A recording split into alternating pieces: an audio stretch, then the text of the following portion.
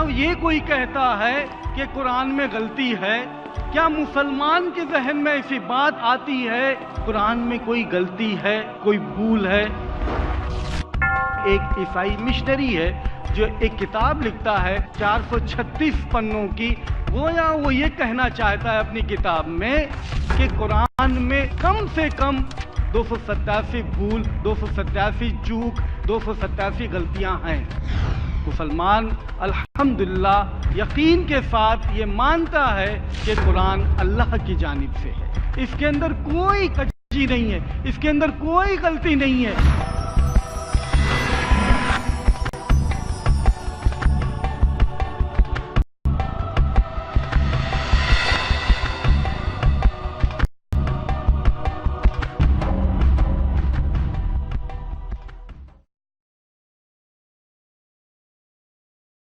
الحمدللہ والصلاة والسلام علی رسول اللہ وعلی آلہ وصحبہ اجمعین، اما بعد، خواتین و حضرات، آج کی اس نشست کے جو ہمارے مقرر ہیں میں انہیں چند لمحوں میں آواز دے رہا ہوں، جو تعلیمی اعتبار سے ایک میڈیکل ڈاکٹر ہیں اور پیشے کے طور پر آپ نے 7 سال سے زائد عرصے تک کامیابی کے ساتھ میڈیکل پریکٹس کی ہے۔ فروری 1997 میں آپ اسلامک ریسرچ فاؤنڈیشن سے منسلک ہوئے اور شعبہ تحقیق و تقابل ادیان کے مینیجر اور IRF کے ایک اسلامی مقرر کے طور پر آپ اپنی ذمہ داریاں نبھا رہے ہیں۔ IRF کی شروعات ہی سے ایک متحرک اور ذمہ دار رضاکار کے طور پر IRF کی سرگرمیوں میں ہاتھ بٹاتے رہے۔ کالج کی مختلف تنظیموں کی طرف سے آپ کو بارہا خطاب کے لیے بلایا گیا اور آپ کی تقریروں کو سراہا گیا۔ اسی کے ساتھ ساتھ آپ بنگلور، سورت، پونا، بیجاپور، منگلور، اسی طرح Singapore, Hong Kong, South Africa, Bahrain اور قطر وغیرہ میں تقریریں کر چکے ہیں۔ آپ ایک عیسائی کانفرنس میں 150 سے زائد عیسائیوں کو اسلام میں گناہ و نجات کا تصور اور اسلام اور عیسائیت کے موضوع پر آپ خطاب کر چکے ہیں۔ آپ ممبئی اور بیجاپور میں عیسائی پادریوں سے مناظرہ کر چکے ہیں۔ اسی طرح جولائی اور اگست 1999 میں IRF کی طرف سے منعقد ہونے والے عالمی دعویٰ ٹریننگ پروگرام میں ایک فیکلٹی کے طور پر ڈاکٹر ذاکر نائک کی آپ نے نیابت کی ہے۔ میری مراد ڈاکٹر شعیب سید سے ہے، جن کی تقریر کا عنوان ہے واقعی قرآن میں کوئی غلطی نہیں۔ میں دعوت سخن دوں گا ڈاکٹر شعیب سید کو کہ وہ تشریف لائیں اور اپنے اس عنوان پر خیالات کا اظہار فرمائیں۔ ڈاکٹر شعیب سید۔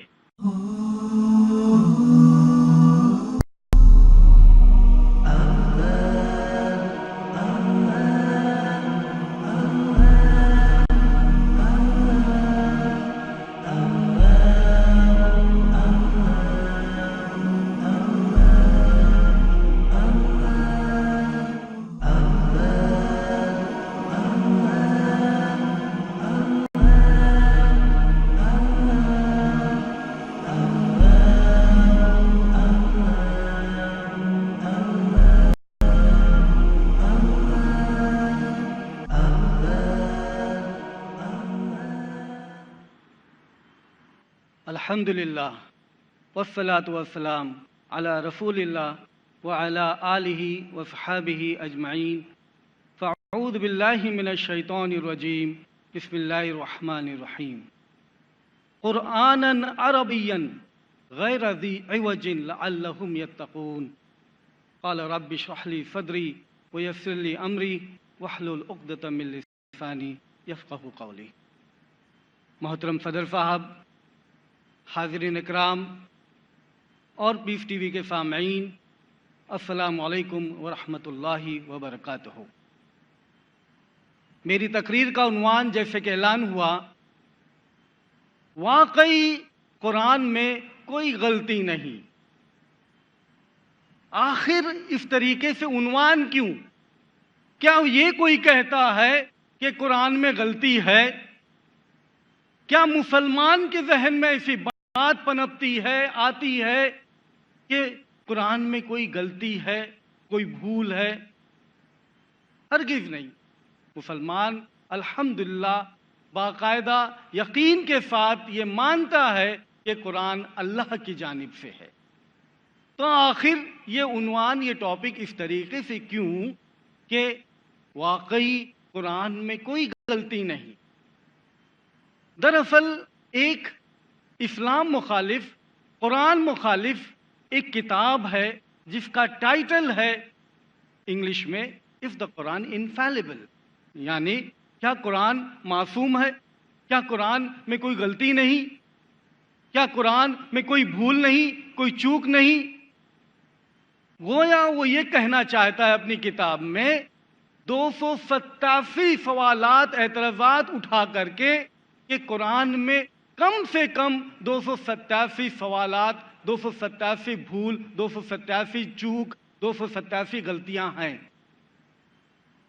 اور یہ شخص اپنا نام جو اس کتاب کے اوپر لکھا ہوا ہے "Is the Quran infallible"، عبداللہ عبد الفادی، مانو کہ جیسے کوئی مسلمان یہ کتاب لکھ رہا ہے، کیونکہ نام عبداللہ عبد الفادی ہے۔ کوئی بھی یہ سمجھے گا کہ یہ تو مسلمان ہے۔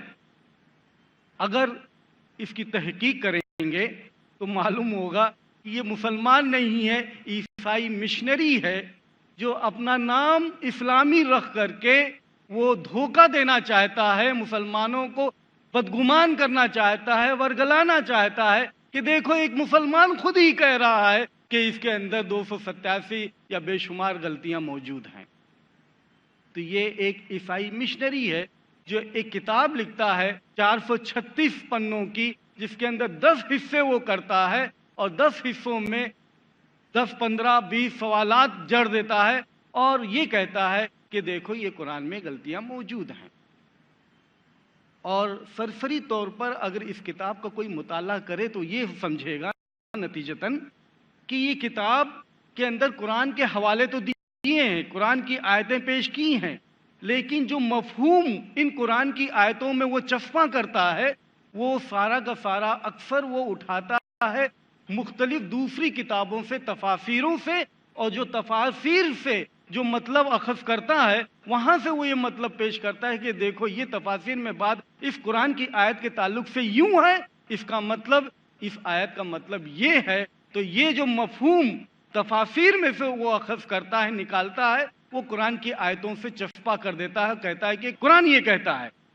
تو گویا جو بھول، جو چوک، جو غلطیاں تفاسیر میں ہے، کامنٹریز میں ہے، اور کامنٹریز اللہ کی جانب سے نہیں ہے، کامنٹریز انسان لکھتے ہیں، آدمی کی لکھی ہوئی ہے، آدمی سے بھول چوک ہو سکتی ہے۔ اگر یہ کتاب کا ٹائٹل یہ ہوتا "If the commentaries of the Quran infallible"، تو بات درست ہوتی کہ ہم یہ نہیں کہتے، ہم یہ مدافعت نہیں کرتے، ہم یہ ڈیفینڈ نہیں کرتے کہ آدمی کی لکھی ہوئی کتابوں میں کوئی بھول نہیں، کوئی چوک نہیں، کوئی غلطی نہیں۔ آدمی کی لکھی ہوئی کتابوں میں غلطی، بھول چوک ہو سکتی ہے، لیکن یہ کہنا کہ قرآن میں بھول چوک ہے سراسر بکواس بات ہے۔ اور اگر ہم دیکھیں گے کہ یہ بھی ایمانداری سے، دیانتداری سے تفاسیر کے حوالوں سے بات نہیں پیش کرتا، جگہ جگہ شرارتیں موجود ہیں، ہم ایک کے بعد انشاءاللہ دیگر دیکھیں گے۔ سب سے پہلی جو آیت پیش کرتا ہے اپنی کتاب کے اندر، یہ سورۃ الکہف 18 نمبر کی سورہ اور 83 سے 86 نمبر کی آیتوں تک۔ یہاں پر ذکر ہے ذوالقرنین بادشاہ کا۔ ذوالقرنین یہ متقی پرہیزگار بادشاہ گزرے ہیں، قرآن میں اس کا ذکر ہے۔ یہ اور بات ہے، تفاسیر جو ہے وہ ذوالقرنین کے لیے الیگزینڈرا کوئی کہتا ہے، کوئی سیزر کہتا ہے، کوئی کچھ کہتا ہے، یہ مستند نہیں ہے، کیونکہ الیگزینڈر یا دوسرے جو ذوالقرنین کو کہتے ہیں وہ ذوالقرنین ہرگز اس طریقے سے نہیں تھے، کیونکہ یہ سب بادشاہ جو تھے مشرک تھے، یہ سب پرہیزگار نہیں تھے، متقی نہیں تھے، تو اس طریقے سے ذوالقرنین کے لیے کوئی نام منتخب کرنا یہ مناسب نہیں ہوگا۔ لیکن یہاں پر یہ آیت پیش کر کے ذوالقرنین کے تعلق سے جو آیت یہاں پر موجود ہے وہ اس طریقے سے حتی اذا بلغ مغرب الشمس، جب ذوالقرنین پہنچتے ہیں سورج کے ڈوبنے کی جگہ، वजदा वो पाते हैं, तगरूबु फी ऐनिन मियतिन व वजदा इंदहा कौमा, कि जब जुल्करनैन सूरज के डूबने की जगह पहुंचते हैं, वहां पाते हैं सूरज को डूबते हुए दलदल चश्मे में, और वहां पर वही दलदल चश्मे के करीब जुल्करनैन एक कौम को पाते हैं। ये ज़ेर बहस नहीं है, कौम पाते हैं और उसके बाद में क्या होता है। एतराज क्या है इस मुसन्निफ का कि देखिए, सूरज यहां पर लिखा हुआ है दलदल चश्मे में डूब रहा है। ये तो बहुत ही बेकार बात है, बहुत बड़ी गलती है। सूरज कितना बड़ा है वो समझाने की कोशिश करता है। सूरज कितना बड़ा है, दुनिया से बड़ा है, और दुनिया से बहुत बड़ा होने के बावजूद उसके अंदर जो तालाब है, दुनिया के अंदर समंदर है, दरिया है, इनमें सूरज डूबता है। और ये कुरान कहता है दलदल चश्मे में डूबता है। और फिर वो बैदावी, एक तफासिर का नाम है बैदावी, उसका हवाला देता है कि वहां पर इब्न अब्बास वो मुआविया से सुनते हैं कि सूरज जो है वो ऐनिन हमियतिन के पानी में डूबता है, कीचड़ में डूबता है। तो मुआविया काब अल अहबार को बुलाते हैं। काब अल अहबार को बुला करके, काब अल अहबार ये ईसाई पहले हुआ करते थे, बाद में इन्होंने इस्लाम कबूल किया। तो मुआविया जो है काब अल अहबार को बुलाते हैं और उनसे पूछते हैं, इस किताब में लिखा हुआ है कि काब बताओ तुम क्या समझते हो कि सूरज कहाँ डूबता है। तो काब अल अहबार जवाब देते हैं कि कीचड़ और पानी में। और फिर यहाँ से वो समझाने की कोशिश करता है ये कैसी बेतुकी बात है कि सूरज इतना बड़ा वो कीचड़ और पानी में डूबता हो। हालांकि जब हम बैदावी की तफसीर को देखते हैं, और मैंने खुद चेक किया, और चेक करने के बाद में मैं देखता हूँ कि काब अल अहबार को जब बुलाते हैं और पूछते हैं कि काब अल अहबार बताओ कहाँ सूरज डूबता है, तो काब अल अहबार ये जवाब देते हैं कि तौरेत में लिखा है कि सूरज कीचड़ और पानी में डूबता है। मुसन्निफ साहब ने तौरेत को हज़फ कर दिया। तौरेत क्या है? Old testament.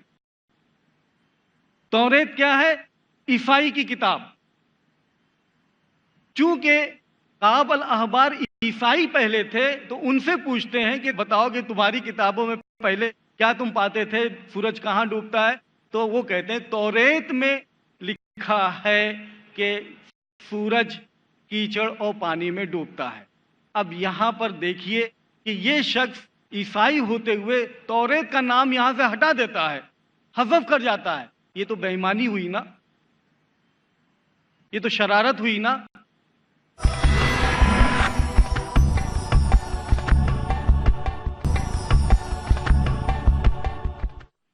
ये और बात है कि हम समझाएं कि जब यहां पर आयत में इस तरीके से है कि सूरज पानी में डूबता है तो उसका मतलब क्या होता है, ये दूसरी बात है।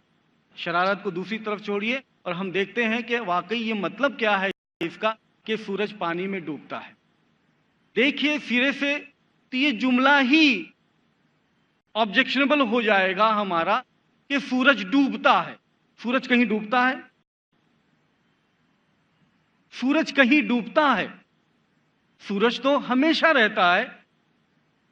जमीन चक्कर लगाती है, उसके चक्कर लगाने की वजह से, रोटेट करने की वजह से, लट्टू की तरह घूमने की वजह से ऐसा मालूम होता है, ऐसा लगता है कि सूरज डूब रहा है। हालांकि सूरज डूबता नहीं है, हालांकि सूरज निकलता नहीं है, सनराइज और सनसेट नहीं होता हकीकत में। ये तो ऐसा लगता है, महसूस होता है कि सूरज डूब रहा है, सूरज उग रहा है, निकल रहा है। इस तरीके से होता नहीं है कि सूरज सचमुच में डूब रहा है, कहीं सचमुच में कहीं से निकल रहा है, इस तरीके से नहीं होता। ऐसा महसूस होता है, वो इसलिए कि दुनिया इस तरीके से चक्कर लेती है, तो इस तरीके से महसूस होता है। और यही बात कुरान के अंदर है, وجدا اس نے پایا، ذوالقرنین نے پایا، ان کو محسوس ہوا کہ سورج جو ہے وہ فی عین میۃ حمیہ، کہ اس کے اندر پانی کے اندر کیچڑ کے اندر دلدل کے چشمے میں ڈوب رہا ہے۔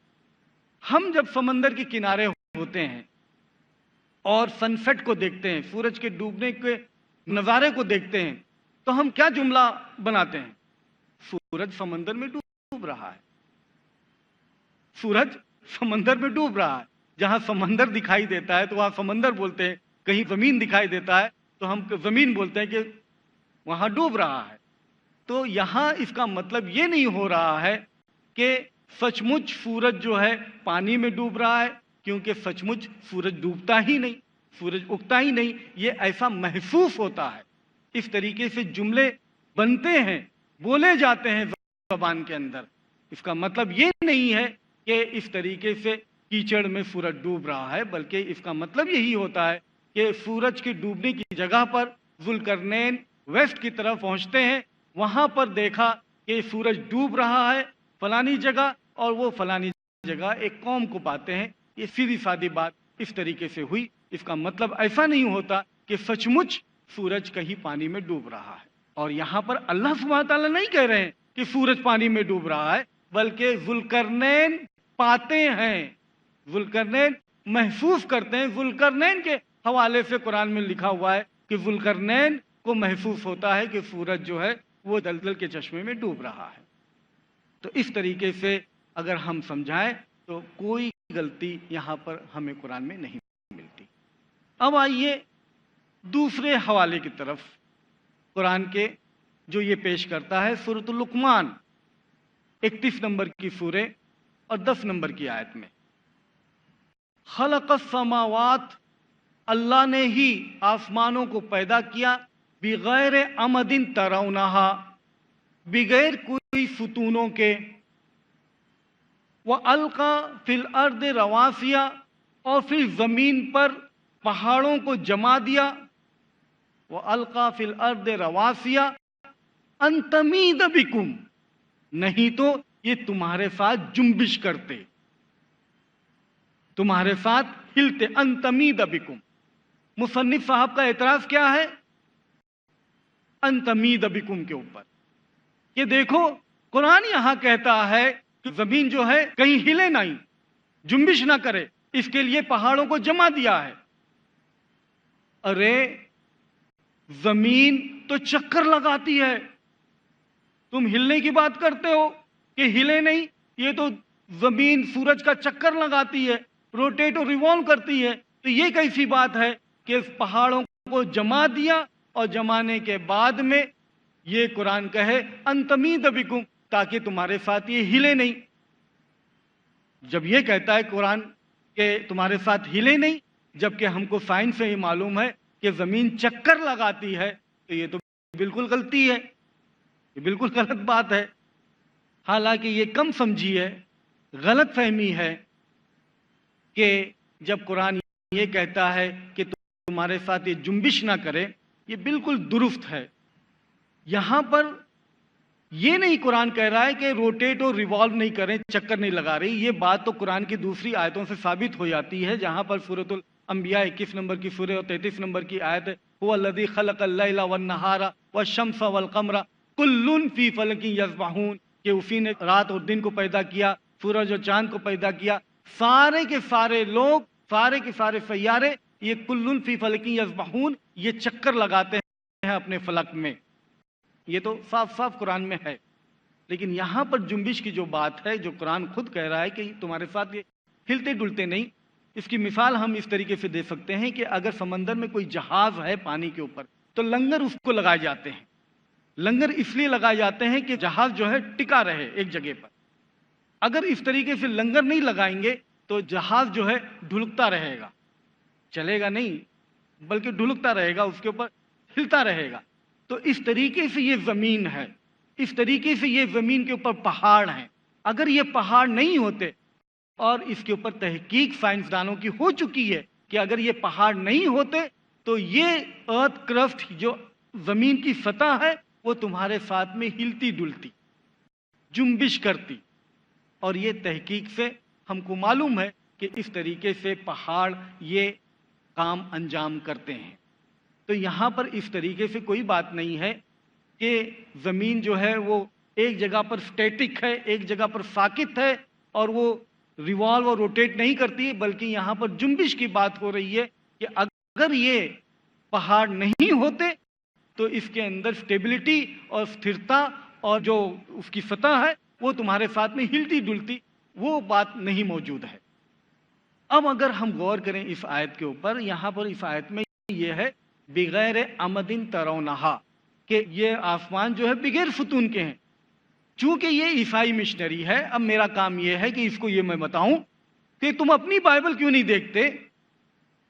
اپنی بائبل ایوب اولڈ ٹیسٹمنٹ کی کتاب ہے، جاب 26 نمبر کے ادھیائے 26 نمبر کے چیپٹر میں 11 نمبر کے ورس میں ہے کہ یہ آسمانوں کے ستون ہیں جو کانپتے ہیں. اب یہ بتاؤ کیا آسمانوں کے ستون تم دیکھتے ہو، پلرز دیکھتے ہو؟ تم اپنی خیر مناؤ جہاں پر یہ بات لکھی ہوئی ہے کہ آسمانوں کے ستون ہیں، جبکہ قرآن کہتا ہے بغیر عمد ترونہا، بغیر ستونوں کے ہم نے آسمانوں کو بنایا. تو کون سی بات سچی ہے؟ قرآن کی بات سچی ہے کہ آپ کی بائبل کی بات سچی ہے؟ آسمانوں کے ستون ہے اس کو چھوڑو، بلکہ جاب دوسری کتاب 9 نمبر کے باب اور 6 نمبر کی ورس کے اندر ہے کہ زمین کے بھی ستون ہیں. زمین کے چاروں طرف گھوم جاؤ، اولڈ ٹیسٹمنٹ کی کتاب کہتی ہے کہ زمین کو بھی ستون ہے، زمین کو بھی پلر ہے. یہ زمین جو ہے پلر کے اوپر ہے. تو یہ بتاؤ آپ کی کتاب صحیح ہے کہ ہماری کتاب صحیح ہے؟ الحمدللہ. وہ تو چھوڑو جو یہ کہتے ہو کہ زمین جو ہے چکر لگاتی ہے، تمہارا قرآن کہتا ہے جنبش نہیں کرتی، یہ تو غلطی ہے. تم اپنی کتاب دیکھو، سامس کی کتاب کہ وہاں پر لکھا ہوا ہے کہ زمین ایسی جمی ہوئی ہے it can not be moved, اس کو ہلایا نہیں جا سکتا. تو اب بتاؤ کہ آپ کی کتاب میں لکھا ہوا ہے، بائبل میں اولڈ ٹیسٹمنٹ میں لکھا ہوا ہے کہ زمین کو ہلایا بھی نہیں جا سکتا. یہاں تو قرآن میں سورۃ الانبیاء 21 نمبر کی سورت 33 نمبر کی آیت میں باقاعدہ لکھا ہوا ہے فی فلک یسبحون کہ یہ چکر لگاتے ہیں. تو کون سی بات صحیح ہے اور کون سی بات غلط ہے یہ آپ خود دیکھ سکتے ہیں. دوسری آیت کی طرف آتے ہیں. دوسری آیت سورۃ الیاسین 36 نمبر کی سورہ 38 نمبر کی آیت ہے. وَالشَّمْسُ تَجْرِي لِمُسْتَقَرٍّ لَهَا.